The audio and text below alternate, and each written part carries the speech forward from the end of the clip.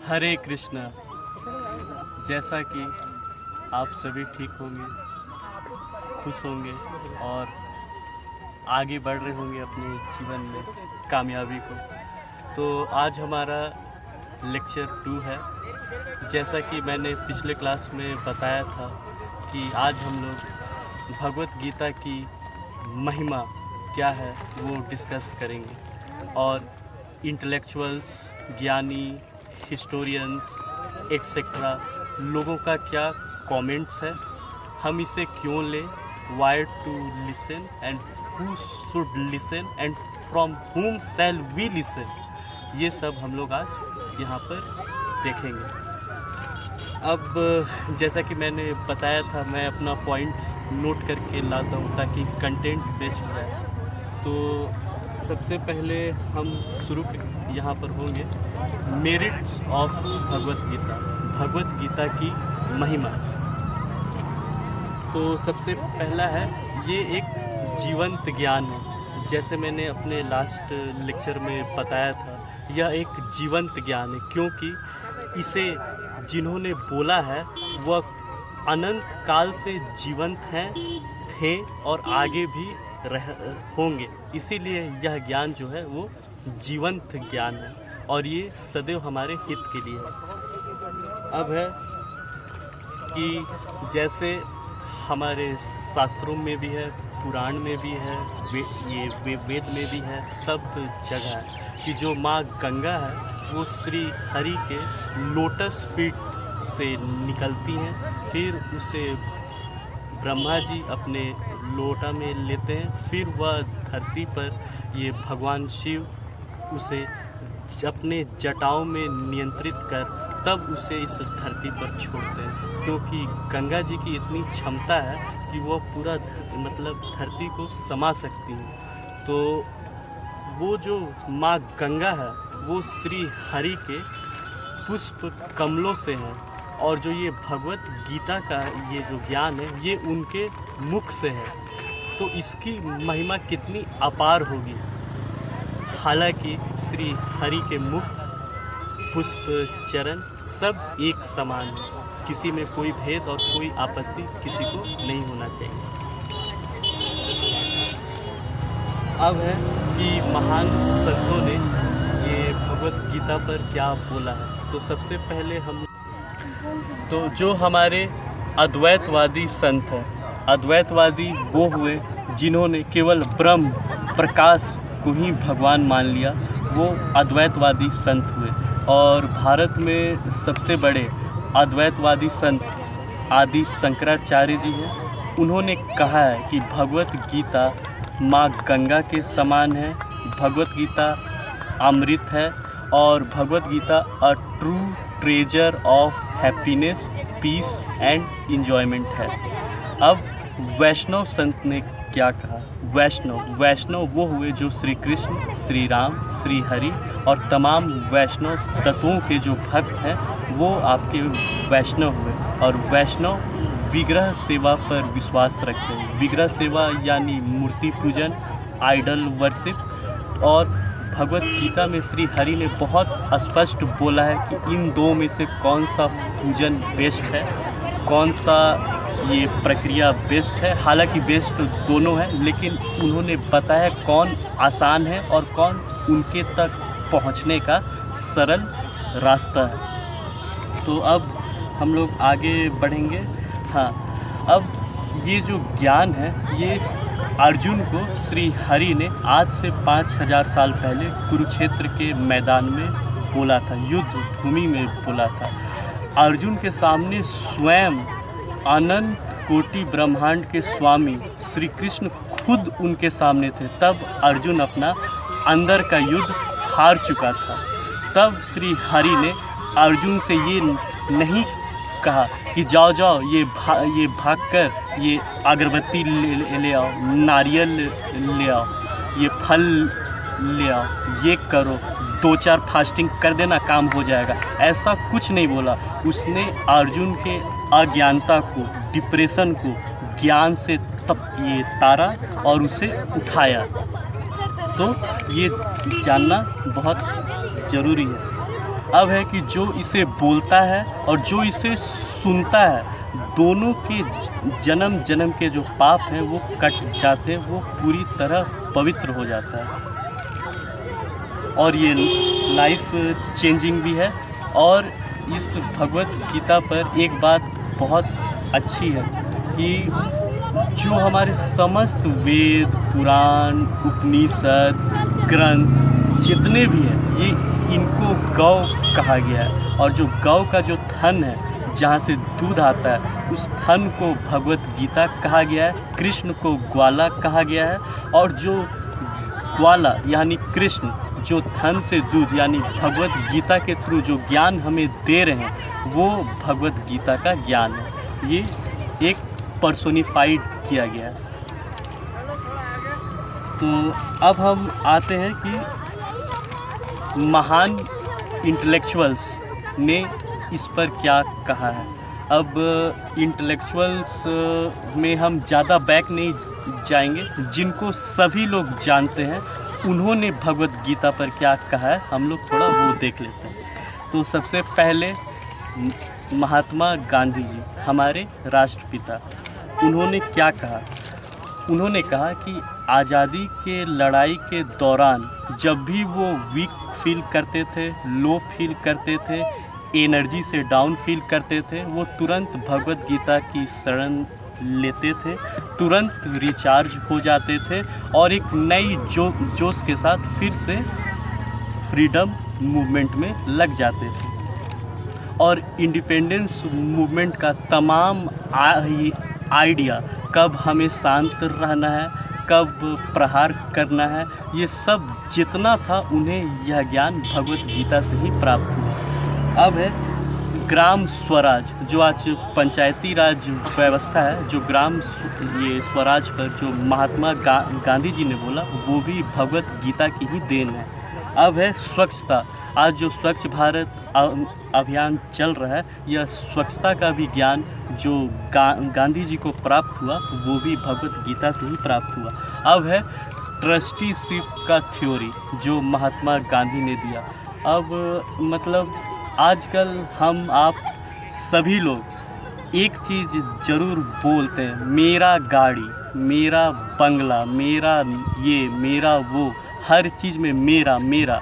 लेकिन हम ये नहीं समझते कि हमारे आसपास जितनी भी चीज़ें हैं वो किसी और की संपत्ति है, उसके स्वामी कोई और हैं।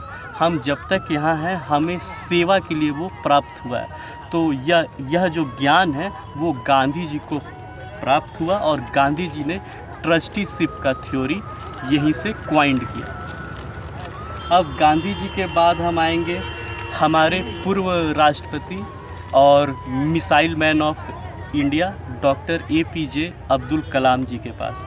तो अब्दुल कलाम जी जो हमारे मिसाइल मैन हैं, उन्होंने प्रेस कॉन्फ्रेंस में बहुत स्पष्ट रूप से यह स्वीकार किया कि मेरे पास किताबें हो या ना हो, फाइल्स हो या ना हो, मेरे कपड़े हो या ना हो, लेकिन भगवत गीता का कॉपी उनके पास हमेशा रहता था। उन्हें अग्नि सीरीज़ का जो मिसाइल आज हम लोग देख पा रहे हैं, वो आइडिया भी उन्हें भगवत गीता से ही प्राप्त हुआ। और आज अग्नि 5 तक हम पहुंच चुके हैं, जो कि इंटर कॉन्टिनेंटल बैलिस्टिक ये मिसाइल है, जो 5000 किलोमीटर तक मार करने का क्षमता रखता है। अब है हमारे अभी के प्रधानमंत्री जी नरेंद्र मोदी जी, उन्होंने बहुत स्पष्ट और खुलकर कहा है कि पूरे संसार में इससे अच्छा गिफ्ट ना कोई मुझे दे सकता है और ना मैं किसी को इससे अच्छा गिफ्ट दे सकता हूँ। ये भगवत गीता के बारे में हमारे माननीय प्रधानमंत्री नरेंद्र मोदी जी के शब्द हैं। अब हैं विक्रम साराभाई।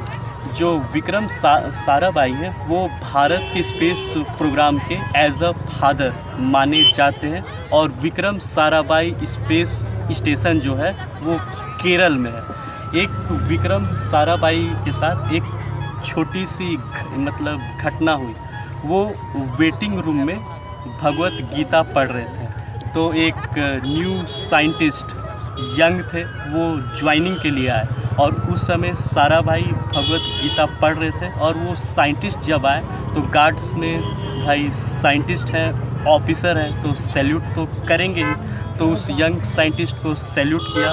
वह गेट से अंदर आया और साराभाई को भगवत गीता पढ़ते हुए देखा। तो वो साराभाई को पहचान नहीं पाया, लेकिन तिलमिला गया कि ये सब चीज़ यहाँ कौन पढ़ रहा है, ये क्या है, और तुरंत गार्ड्स को बुला लिया।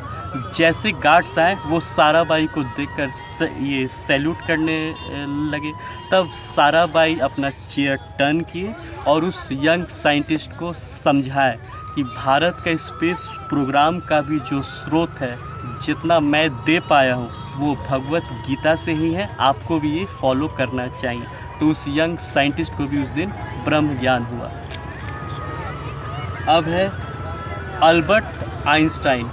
अल्बर्ट आइंस्टाइन ने कहा कि मैं जितना भी scientific theory, scientific research, experiment सब करके जब घर आता हूँ और भगवत गीता पढ़ता हूँ तो मेरा सारा रिसर्च मुझे सुपरफ्लस लगता है, बेकार लगता है, क्योंकि भगवत गीता उन सब का स्रोत है।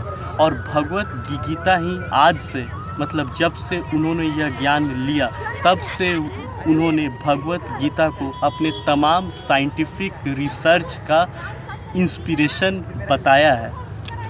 अब है मेट्रो मैन ई श्रीधरन। भारत के जो मेट्रो मैन कहलाते हैं ई श्रीधरन, ये केरल के हैं। एक पार्टी के चीफ मिनिस्टर कैंडिडेट भी थे। इनका कहना है कि उन्होंने मेट्रो सेवाओं में रहते हुए जितना भी काम किया उसका इंस्पिरेशन भगवत गीता था, और रिटायरमेंट के बाद भी वो भगवत गीता को फॉलो कर रहे हैं, बांट रहे हैं और प्रोपोगेट कर रहे हैं। अब है थोड़ा वेस्टर्न में अब चलते हैं। तो वेस्टर्न जो ऑर्थोडॉक्स रिलीजियस इंस्टीट्यूशंस हैं, उन्होंने पूरी तरह तो इसे स्वीकार नहीं किया, लेकिन इतना ज़रूर बोला कि एंटायर क्रिएशन का माइक्रो लेवल पर ब्रीफिंग और एक अलग मिजाज का चीज़ है ये भगवत गीता। अब है नासा। नासा जो है ये आपका स्पेस पर तो रिसर्च कर ही रही हैं, साथ में ये भगवत गीता पर भी रिसर्च कर रहे हैं ताकि कुछ स्पेस का साइंटिफिक लीड मिल जाए। अब हम लोग चलते हैं कि इन्हें कौन पढ़ सकते हैं, हु कैन रीड दिस।